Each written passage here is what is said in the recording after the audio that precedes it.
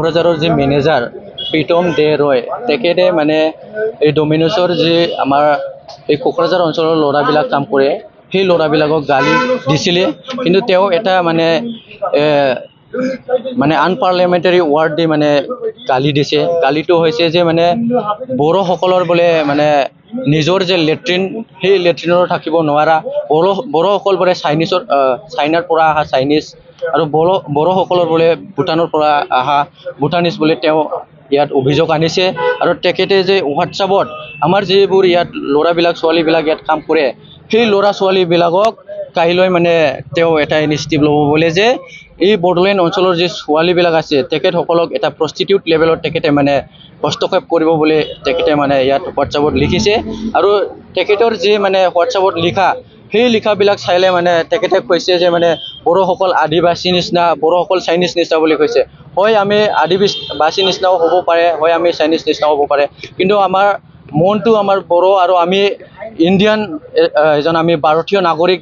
হয় আমি ভাৰতক ভাল পাওঁ আৰু তেখেতে কৈছে আমাক আদিবাসী নিচিনা বুলি কৈছে তেখেতে নাজানা নেকি যে ভাৰতত যে মানে প্ৰথম উইমেন যে মানে যে ভাৰতৰ ৰাষ্ট্ৰপতি তেখেতে মানে দ্ৰৌপদী মুৰ্মু মেডামে মানে এজন আদিবাসী মানে সংস্থাপনৰ পৰা আহা তো তেখেতে নাজানা নেকি যে ভাৰতৰ যে নাগৰিকে আদিবাসীও আছে বড়ো আছে বেংগলীও আছে তেখেতে নাজানা নেকি তো তেখেতে মানে এটা মানে পৰিৱেশ আনিবৰ কাৰণে চেষ্টা কৰিছে যে এই বিটিআৰ অঞ্চলত কোকৰাঝাৰ অঞ্চলত যে আমি আদিবাসী বেংগলী বড়ো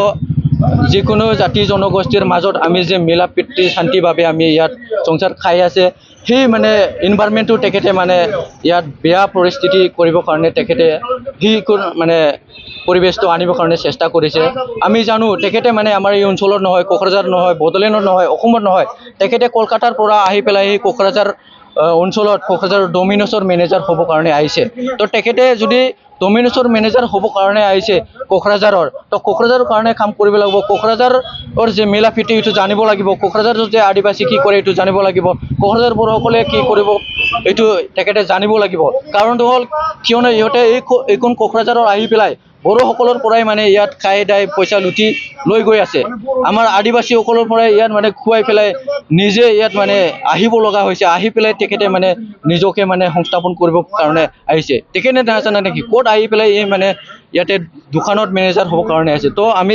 খুব দুখ লাগিছে আমাৰ ছাত্ৰ ছাত্ৰীসকলে এই বিভিন্ন ঠাইৰ পৰা আহি পেলাই ইয়াৰ মানে দুখ লাগিছে কিয়নো ইয়াত ছাত্ৰসকলে মানে ইয়াত পাৰ্ট টাইম জব কৰিছিলে ডমিনছৰ অনলাইন ডেলিভাৰী বয় হিচাপে তেখেতসকলক যদি গালি দিয়ে আমিও এফচু হিচাপে খুব দুখ পাইছোঁ ছাত্ৰৰ কাৰণে কিয়নো আমি কাম কৰোঁ ছাত্ৰৰ কাৰণে আমি গোটেইবিলাক কাম কৰোঁ তাৰ কাৰণে ছাত্ৰক তেখেতে যিহেতু কৈছে তাৰ কাৰণে বহুত দুখ পাইছে আৰু আমি এইটো আইনগতভাৱে তেখেতৰ ওপৰত আমি এফআইআৰ ৰুজু কৰিম আজি কোকৰাঝাৰ পুলিচ থানাত এফআইআৰ কৰি পেলাই পুলিচক আমি জনাম আৰু